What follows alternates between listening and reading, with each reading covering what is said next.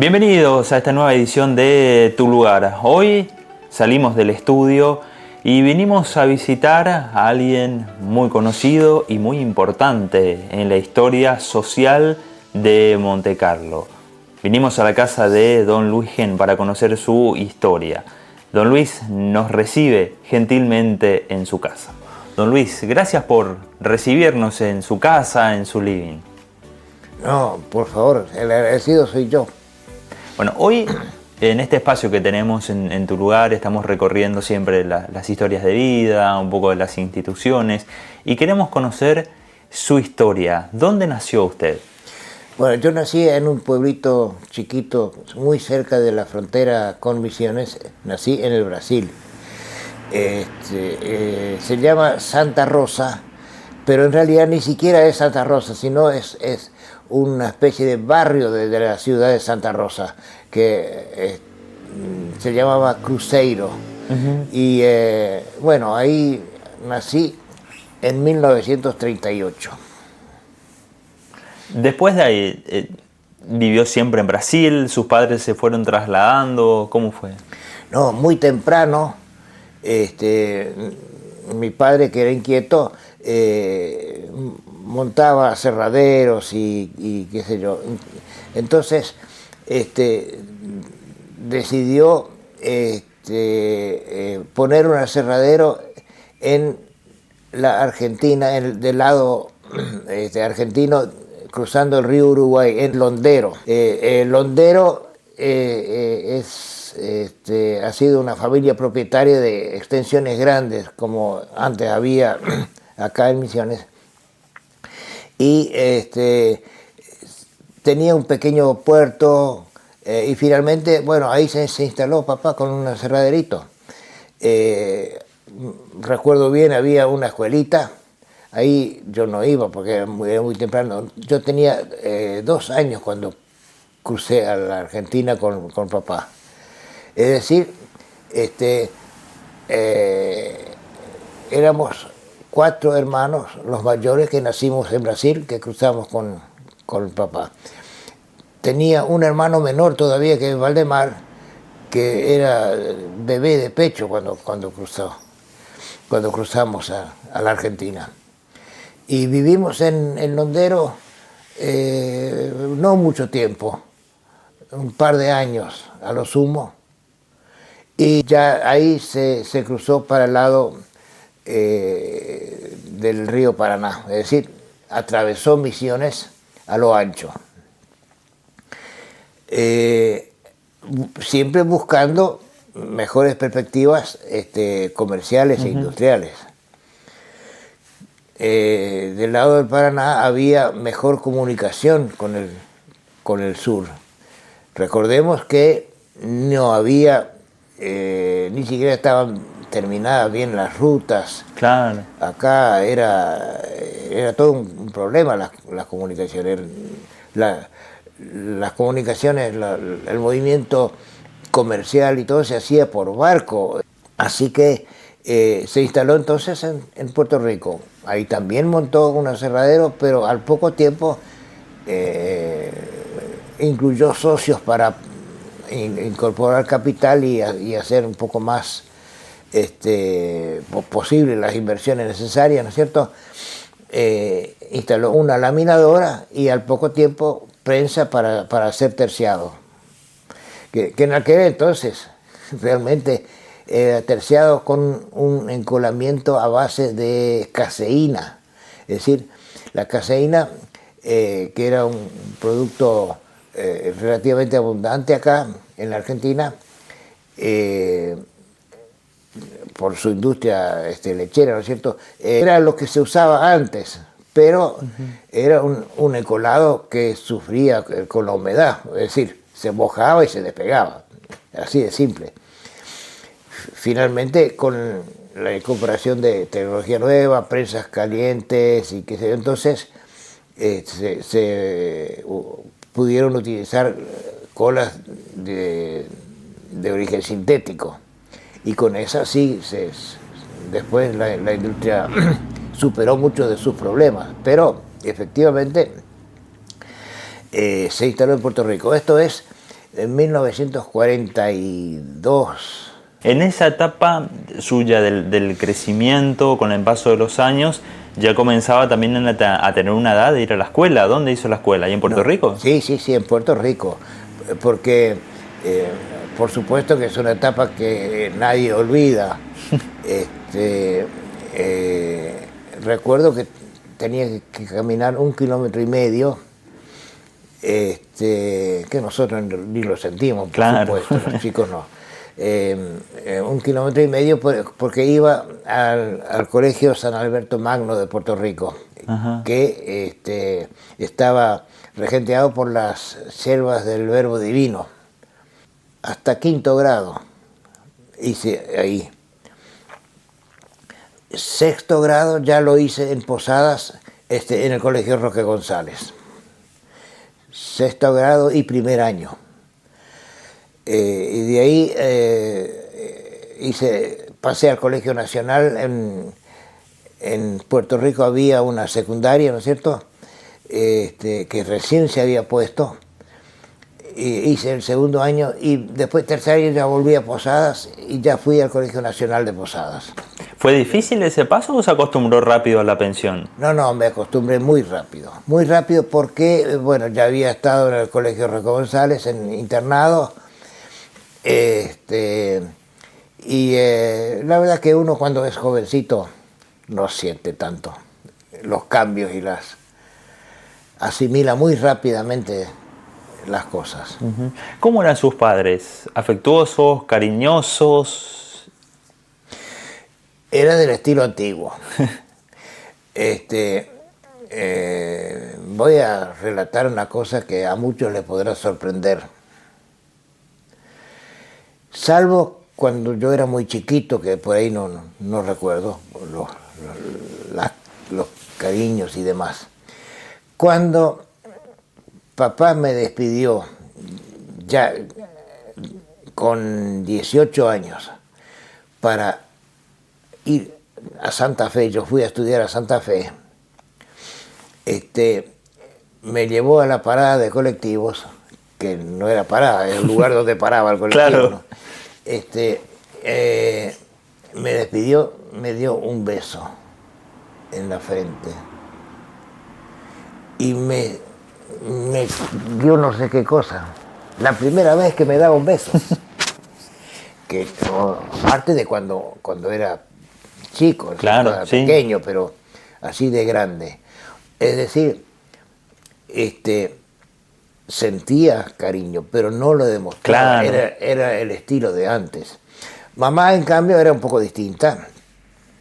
Era más apegada, hablaba más con uno, explicaba más las cosas, pero papá era muy separado, muy autoridad, lejana, pero jamás fue de un trato violento ni nada por el estilo. No, todo lo contrario, muy bien. Uh-huh. Así que... ¿En Santa Fe qué fue a estudiar? Ingeniería química. Todavía me da vergüenza reconocer el desatino que hice, porque aprobé 26 materias de las 28 que tenía la carrera. Es decir, de las 28, una era la tesis, la práctica de fábrica, claro, con una tesis que había que demostrar. Y abandoné por autoengañarme. Estábamos en una época en que había que pelearla con la venta de terciado y mi familia tenía, es decir, papá y mis dos hermanos mayores que trabajaban en la fábrica, tenían unos clientes en Santa Fe. Pues me dijeron que los atienda. Tenía que ir, hablar, cobrar, qué sé yo, hacer de todo.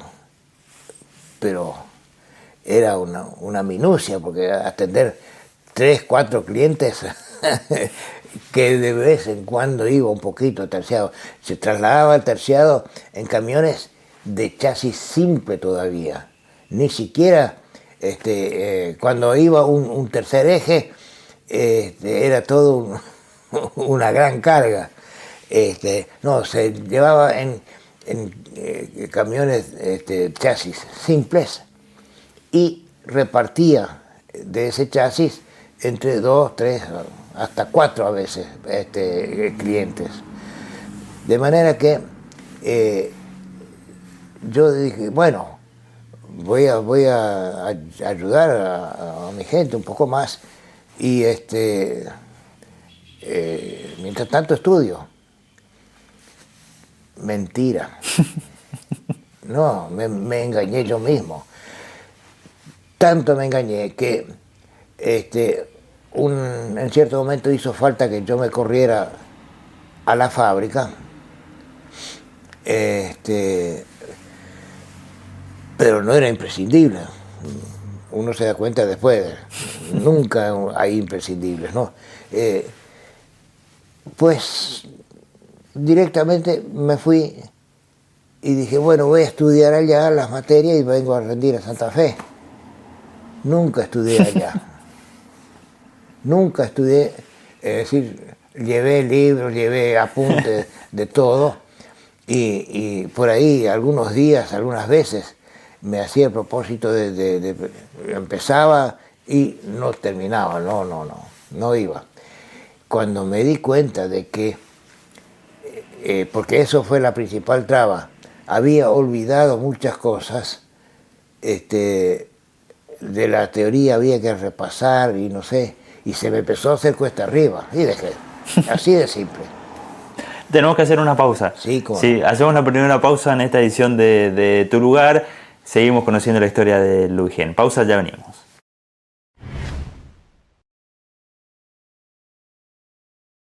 ¿Tenés algún evento? ¿Tenés alguna fiesta? ¿Estás organizando algo para festejar? Te recomendamos Odisea Decoraciones.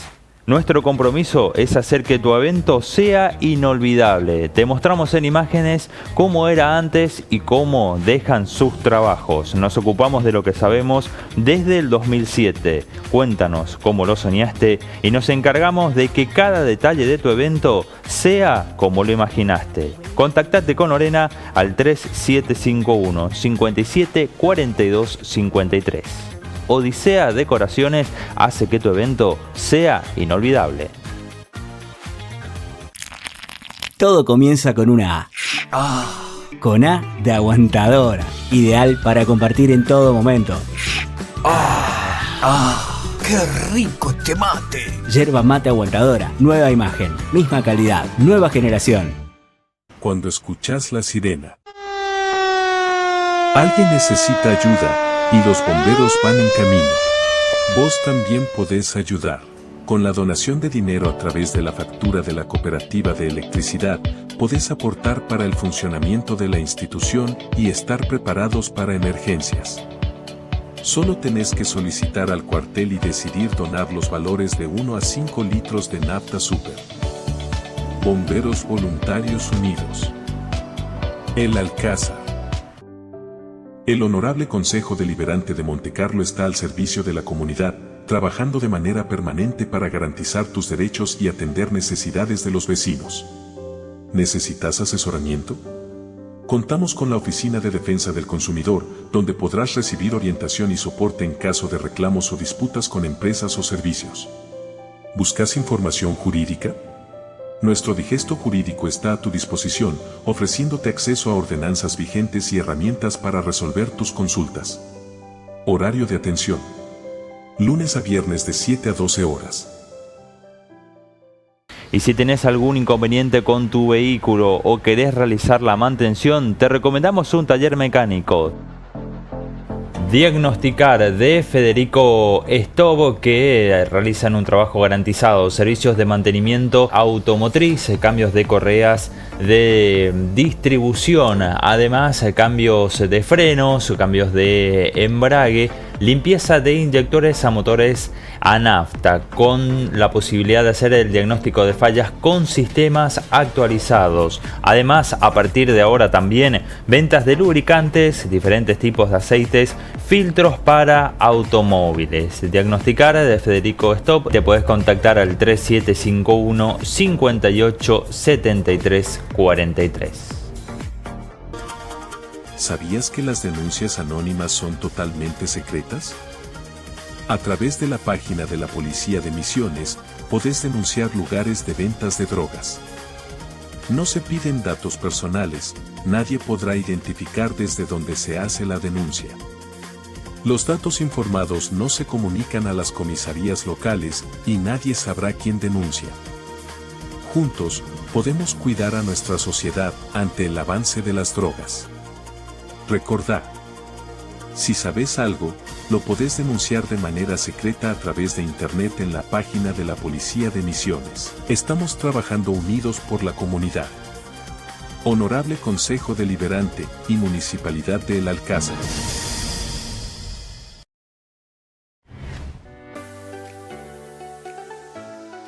Bueno, estamos en este nuevo bloque en la casa de don Luis Gen. Nos comentaba recién de que se engañó a sí mismo, que dejó el estudio para estar dentro de la fábrica. Después, cuando se dio cuenta de esa situación, de que no recordaba, de que abandonó el estudio, ¿se volcó más a pleno a la venta de terciados, a la fábrica? Sí, sí, completamente. Es decir, a full me dediqué a la fábrica. Estaba metido en la fábrica mucho más tiempo, inclusive de lo que era necesario, por supuesto. Y ahí me desarrollé también en el aspecto administrativo, porque esa sí era una novedad para mí.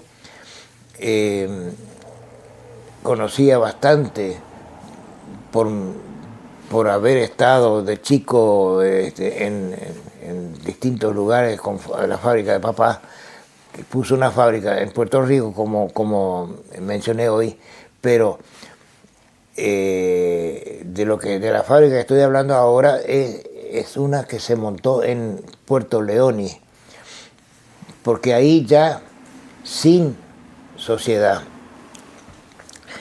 Es interesante destacar un aspecto importante.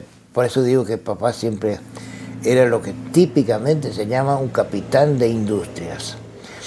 En el año 1963 yo estaba estudiando en Santa Fe y comunicaciones cero, Claro. Sin teléfono ni nada, era por carta la cosa.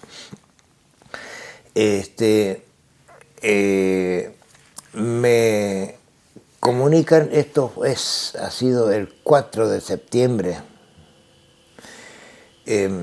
me informan que se había incendiado la fábrica en Leoni, la fábrica que había montado papá unos poquitos años antes. Fue cuando yo me fui a Santa Fe, ya era un aserradero y algo más, no sé cuánto, pero bueno, que se había incendiado. Y bueno, pero está. El 17 de diciembre de ese mismo año,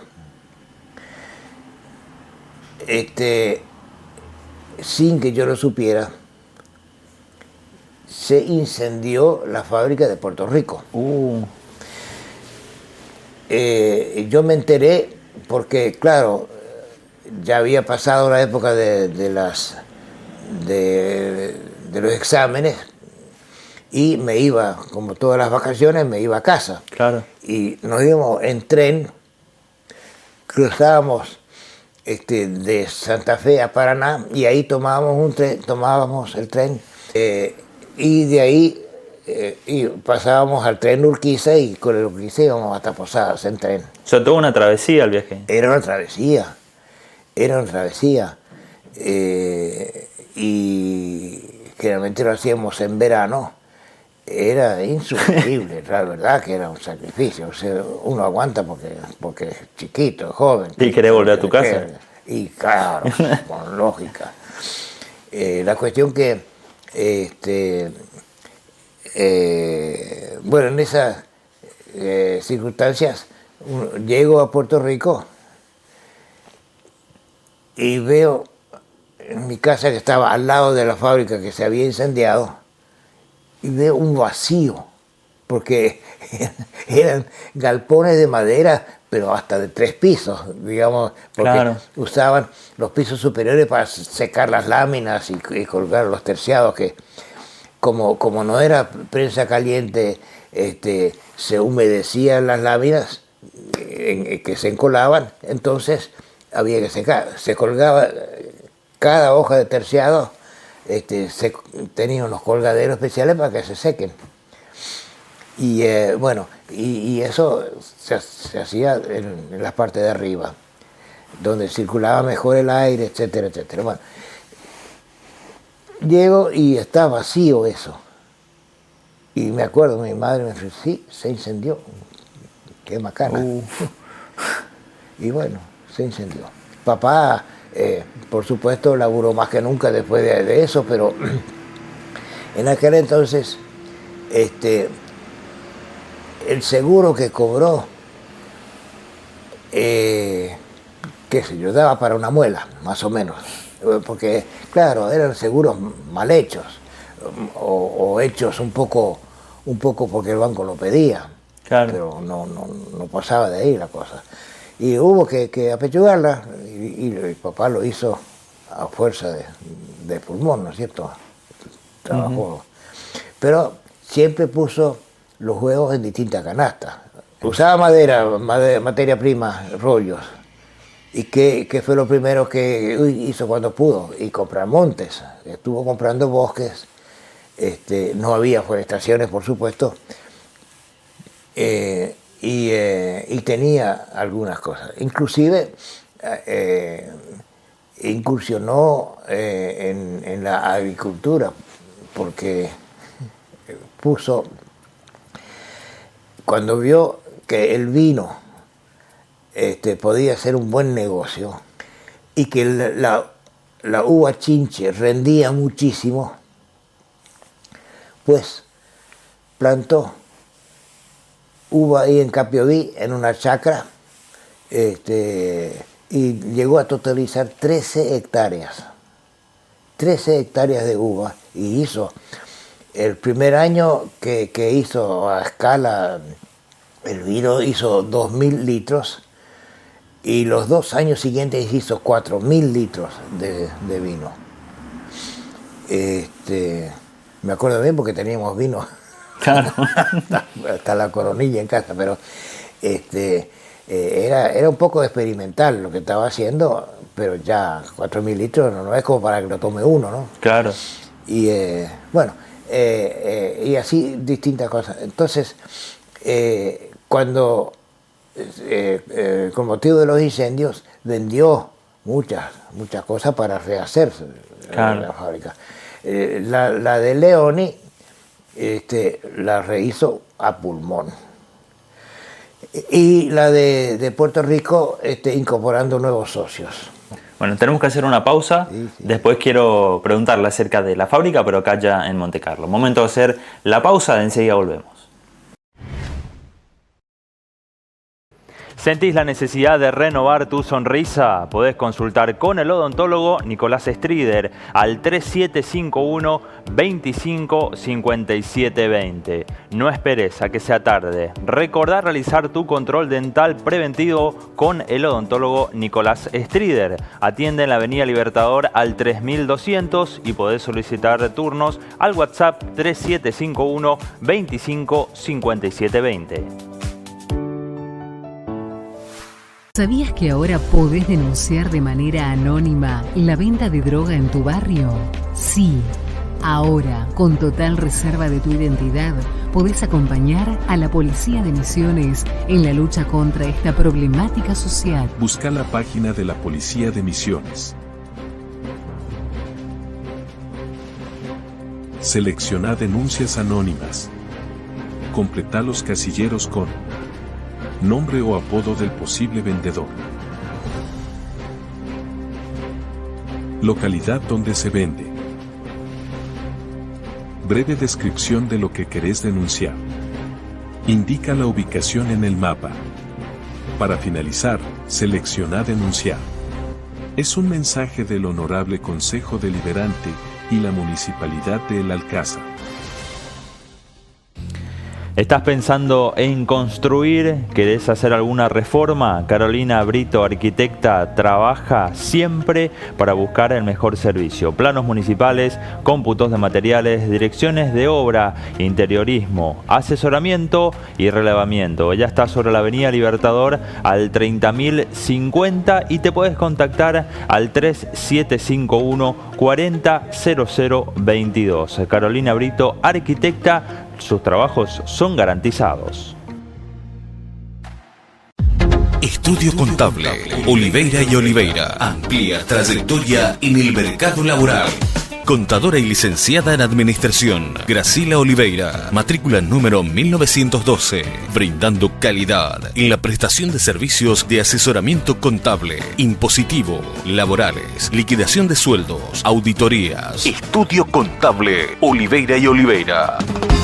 Ubicado en el lugar de siempre, calle Chile 111, esquina Vuelta de Obligado. Teléfonos 03751 480 307. Estudio Contable, Oliveira y Oliveira. Oliveira y Oliveira.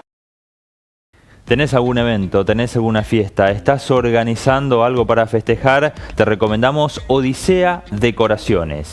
Nuestro compromiso es hacer que tu evento sea inolvidable. Te mostramos en imágenes cómo era antes y cómo dejan sus trabajos. Nos ocupamos de lo que sabemos desde el 2007. Cuéntanos cómo lo soñaste y nos encargamos de que cada detalle de tu evento sea como lo imaginaste. Contactate con Lorena al 3751 57 42 53. Odisea Decoraciones hace que tu evento sea inolvidable.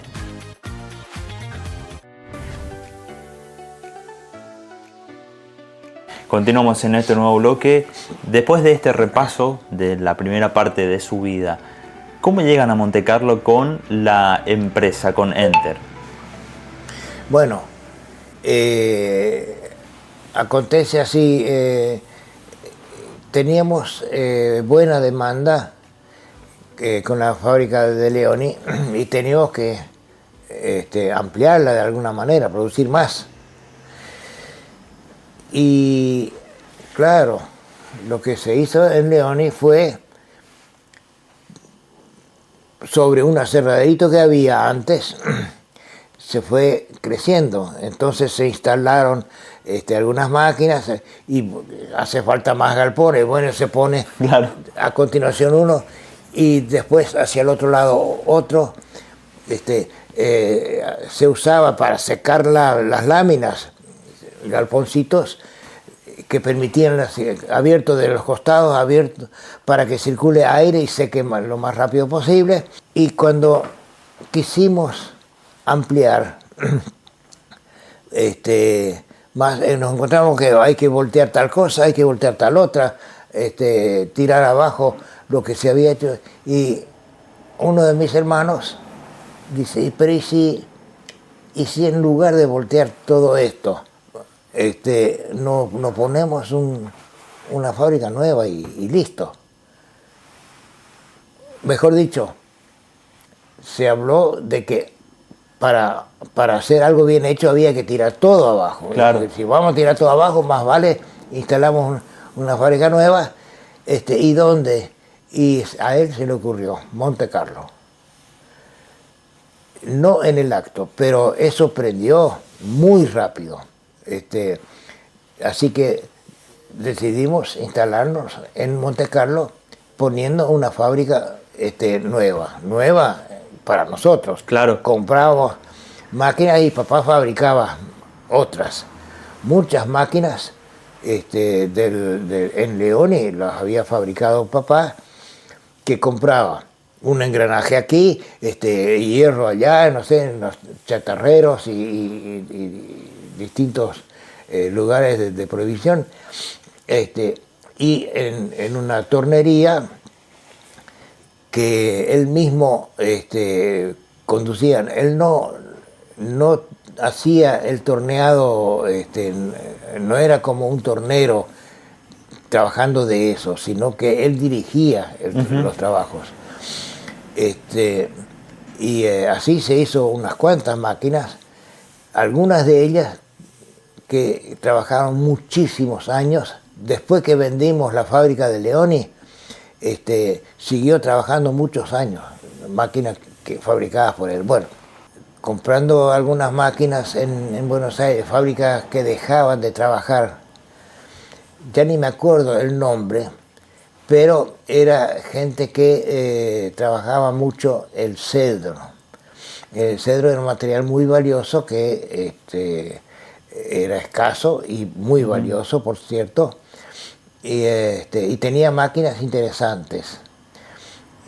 De manera que le compramos una cantidad de máquinas. Torno, prensa, lijadora, qué sé yo. Y eso sirvió de base para Montecarlo. Instalamos ahí en 1972. Primero fue, lógicamente, un torno que no provenía de allá, sino era de acá cerca, que mucha gente recordará, Itá.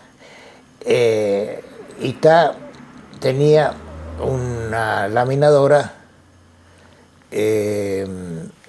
con un torno muy bueno, torno grande, de estos monstruos que se hacían antes, porque pesaba una enormidad, mucho hierro, mucha robustez, pero que daba láminas de altísima calidad, esa es la verdad. Entonces se puso esa laminadora aquí, que al principio abastecía de láminas a la fabriquita de Leoni, pero a poco tiempo empezamos a poner otras máquinas, empezando por caldera y secadero, ¿no es cierto? Y de ahí ya no es tan difícil tener una prensa escuadradora y lijadora. Así que ya para el año 73 estábamos produciendo terciado, acá en Montecarlo. La idea prendió muy bien porque el argumento, y es lógico, estábamos mucho más cerca de las fuentes de abastecimiento. En aquel entonces era todo de monte nativo y venía más del norte. El sur estaba ya bastante explotado. En cambio, en Montecarlo todavía estábamos bien ubicados. Y de ese modo se instaló y creció en Montecarlo. Se terminó vendiendo la fabriquita de Leoni para digamos, poder solventar la inversión que se hacía acá. De modo que esa es la principal cuestión en cuanto a los motivos de habernos venido a Montecarlo. ¿Cómo fueron recibidos acá a Montecarlo? ¿Ustedes se acercaron primero a ver el lugar, la cuestión social, con alguna autoridad municipal? ¿Cómo era? Bueno, todo un poquito a su tiempo, ¿no es cierto? Nosotros ya conocíamos algo de Montecarlo, por supuesto. Especialmente uno de mis hermanos, que él es el que se encargaba del abastecimiento y, bueno, en aquel entonces de todo un poco, pero que estaba metido en estas cosas. Había empresarios, Spon era uno de ellos, por citar después estaba Domansky y otros que nos proveían de maderas. Domansky después nos proveía de láminas también. Así que Monte Carlo no era desconocido para nosotros. Y es más, fuimos muy bien recibidos porque, bueno, Spon estaba en el Rotary Club, el Rotary nos favoreció, porque en realidad se creó un buen ambiente acá, favorable a nosotros. Así que inclusive a Spon le hemos comprado las tierras donde está la fábrica ahora. Ah, mira. Claro, y bueno, y en general, ahí estaba, cuando nos instalamos, Alemán en la municipalidad. Después este hombre se fue a Nueva Zelanda, no sé. En Nueva Zelanda se instaló, parece que anduvo muy bien, no sé, pero ya totalmente desvinculado de acá. Bueno, Alemán nos orientó, ayudó en cierto modo, así que no, muy bien recibidos en Monte Carlo, pero muy bien. Tengo que hacer una pausa y después quiero hablar sobre su vida social acá en la localidad, además de la parte laboral. Momento de hacer una pausa, enseguida volvemos.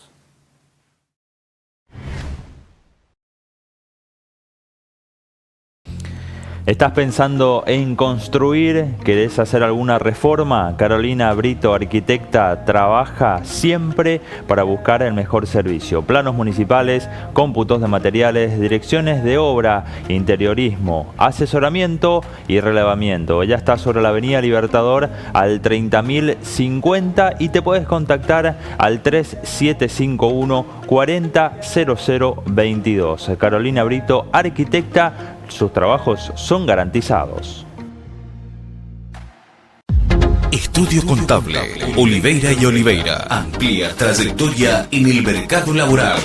Contadora y licenciada en Administración, Gracila Oliveira, matrícula número 1912, brindando calidad en la prestación de servicios de asesoramiento contable, impositivo, laborales, liquidación de sueldos, auditorías. Estudio Contable, Oliveira y Oliveira.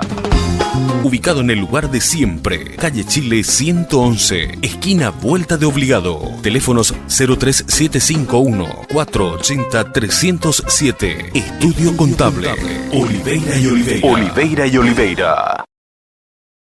¿Sentís la necesidad de renovar tu sonrisa? Podés consultar con el odontólogo Nicolás Strider al 3751 25 57 20. No esperes a que sea tarde. Recordá realizar tu control dental preventivo con el odontólogo Nicolás Strider. Atiende en la Avenida Libertador al 3200 y podés solicitar turnos al WhatsApp 3751 25 57 20.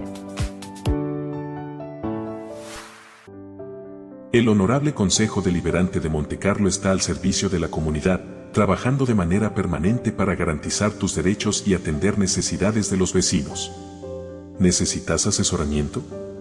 Contamos con la Oficina de Defensa del Consumidor, donde podrás recibir orientación y soporte en caso de reclamos o disputas con empresas o servicios. ¿Buscas información jurídica? Nuestro digesto jurídico está a tu disposición, ofreciéndote acceso a ordenanzas vigentes y herramientas para resolver tus consultas. Horario de atención. Lunes a viernes de 7 a 12 horas. Y si tenés algún inconveniente con tu vehículo o querés realizar la mantención, te recomendamos un taller mecánico. Diagnosticar de Federico Stobo, que realizan un trabajo garantizado, servicios de mantenimiento automotriz, cambios de correas de distribución, además cambios de frenos, cambios de embrague, limpieza de inyectores a motores a nafta, con la posibilidad de hacer el diagnóstico de fallas con sistemas actualizados. Además, a partir de ahora también ventas de lubricantes, diferentes tipos de aceites, filtros para automóviles. Diagnosticar de Federico Stop. Te puedes contactar al 3751 58 73 43. Todo comienza con una A. Como cuando llegas a lo de un amigo y le decís, ¿nos preparamos unos mates? Con A de amistad. Con A de aguantadora. ¡Ah, qué rico este mate! Yerba mate aguantadora. Nueva imagen, misma calidad, nueva generación.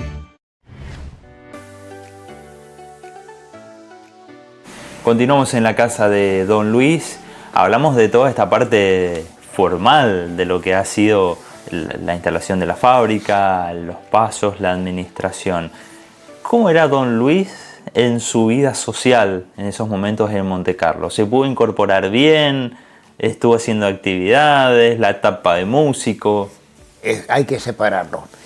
La etapa de músico, en realidad, yo empecé con el acordeón, un acordeoncito chiquito, con 9 años. Y tenía un profesor, digamos, no era profesor de música, era un relojero. Sabía tocar algo del acordeón, a piano. Y eso es lo que me llevó, o sea, le llevó a papá, como vio que yo me gustaba, que vio mi interés en esas cosas. Me compró un acordeoncito y me mandó a estudiar. Pero ese estudio era pura práctica. Con una cosa, a esa edad, los 9 años, este hombre me enseñó la notación musical y la aprendí perfectamente. Tanto es así que jamás aprendí cosas de oído, algo que no es ningún mérito, por cierto, pero siempre, toda mi vida, seguí las notas, la notación, y hasta hoy, para aprender una música, una pieza nueva, la nota y aprender a partir de ahí, la notación. Entonces, digamos, la parte de la música corre paralelo a todo, a lo largo de mi vida, pasando por periodos donde con un hermano mayor que merece una mención. Mi hermano mayor con problemas visuales, en este momento está con 90 y pico de años. Él aprendió sin profesor, es decir, aprendió cuando yo venía de la casa del relojero. Me esperaba y decía, ¿qué aprendiste? ¿Qué te dijo? ¿Qué te enseñó? Y yo le contaba. Así aprendió él. Mira. Y al punto de que tiempo después me superó por lejos. Pero esta ida al relojero era en vacaciones, básicamente. No recuerdo exactamente cuánto tiempo estuve ahí y después dejamos de... Claro. Ya no.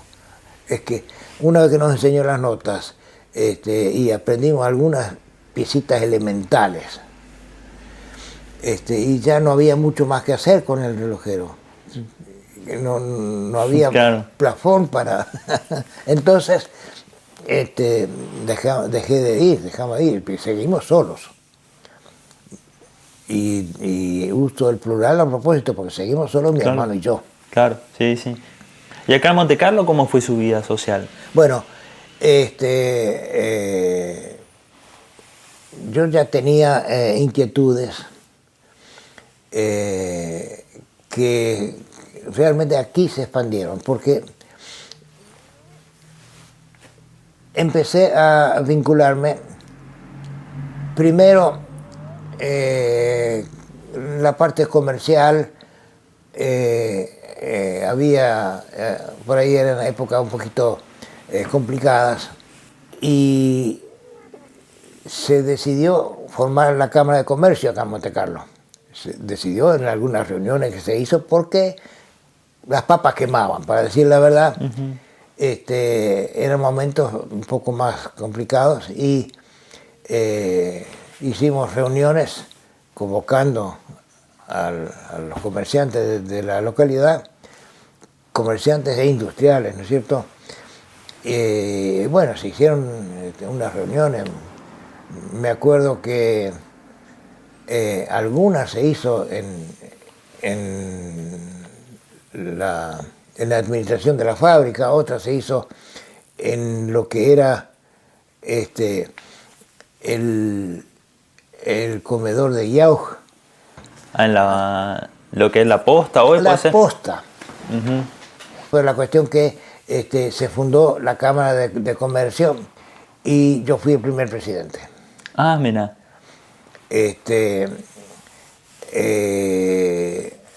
Ahí estaba impulsando bastante Leshnik, el personaje Leshnik, y bueno, se fundó la Cámara de Comercio. Después, por mis inquietudes de pescador, me metí en el club de pesca, que el club de pesca sí ya existía.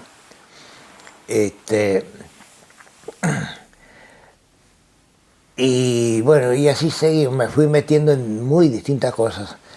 Cuando me di cuenta estaba metido en todo. Claro, porque después la promotora de turismo, que me llevó bastante tiempo, y estuve en unos cuantos periodos, ¿no es cierto? De manera que la vinculación fue fácil, todo el mundo me abría sus puertas, me recibía muy bien siempre. Me recibió muy bien y me sigue recibiendo bien donde vaya, ¿no? Así que tuve una vinculación muy fuerte con el ambiente humano de acá de Montecarlo. Integré algunas comisiones y así, cuando había alguna cuestión que inquietaba a la población o a un grupo, que yo, por ahí me consultaban, hablaban conmigo, no tanto como consultor, sino como un par con el cual hablar. Y así una vida muy vinculada con la población de Montecarlo. Mencionó la promotora de turismo. ¿Fue parte de la conformación de los inicios? Sí, por cierto. La historia empieza con que en la municipalidad, que en ese entonces estaba intervenida por el Poder Central, había estaban los militares en el gobierno del país, y vino la idea de arriba de la municipalidad de formar una comisión municipal para fomentar el turismo. Y nos convocaron a un grupo de vecinos, y a mí también me convocaron, para hacer una reunión y constituir una comisión municipal de fomento. Y nosotros, cuando nos reunimos, enseguida nos pareció, en realidad la idea ni recuerdo de quién era, no fue mía, pero me pareció buena, no vamos a depender de los vaivenes de una municipalidad, de los políticos que pueden cambiar y no vamos a dedicar nuestro esfuerzo a favorecer a un determinado grupo, a un determinado sector. Si queremos favorecer a Montecarlo, pues hagamos una entidad independiente que fomente el turismo. Y fue así como nació la idea de constituir una entidad, una entidad sin fines de lucro, por cierto, pero con personería jurídica y con todo. Y así le metimos para adelante. Claro. Fundamos la Asociación Promotora de Turismo y Cultura. Se redactaron los estatutos. Sería muy largo detallar demasiadas cosas, pero ahí estuvo el escribano Tavares en la redacción de los estatutos, y el trámite ante la Dirección de Personas Jurídicas para encaminarlo, y se consiguió. Entre tanto, ya se trabajaba en algunas cosas, se hicieron eventos acá en Montecarlo como Ferirama, Montecarlo Expo 77, que fue una de las primeras que se hizo. Se recuerda mucho en el seno de la institución en aquel entonces, claro. Se recuerda la exposición, la experiencia que se hizo con motivo del cincuentenario. Y eso, yo no estuve en esa oportunidad. Mucha gente recuerda y sirvió de mucho para la continuidad que significó los eventos organizados por la promotora de turismo y cultura. Esta asociación, con estos eventos exitosos que hizo, reunió fondos y se adquirió el predio del Parque Fortis. El Parque Fortis es digamos, el inicio de una etapa muy importante de la entidad, inclusive importante para Montecarlo. Favorecido porque el hombre agrónomo con amplios conocimientos, por cierto, había implantado en ese lugar especies interesantes, novedosas, traídas de otros lugares, con un conocimiento importante en la materia. Y eso fue la base del parque que hoy se tiene como Parque Fortis. Don Luis, tenemos que ir haciendo el cierre del programa. Sí. Cuando en este momento de charla que tuvimos hizo un repaso por su historia, por su vida, se fue a momentos de su infancia, el beso de su padre, los desafíos, cuántas cosas quedaron obviamente sin contar por una cuestión de tiempo. ¿Le quedó algo por hacer? Sí. Para empezar, lo que más vergüenza me da, no terminé mi carrera. Sin embargo, como digo siempre, el estudio no fue en vano, claro. Me sirvió para la vida, me sirvió para entender mejor las cosas, para vincularme mejor. Y bueno, pendiente me queda algo que quedó inconcluso acá por las circunstancias históricas. Tendría que haber continuado la modernización de la fábrica después de porque nosotros iniciamos una fase muy importante de la industria del terciado acá en Montecarlo cuando pusimos maquinarias nuevas importadas de Italia y de otros lados, haciendo punta. Y eso no fue continuado. Después de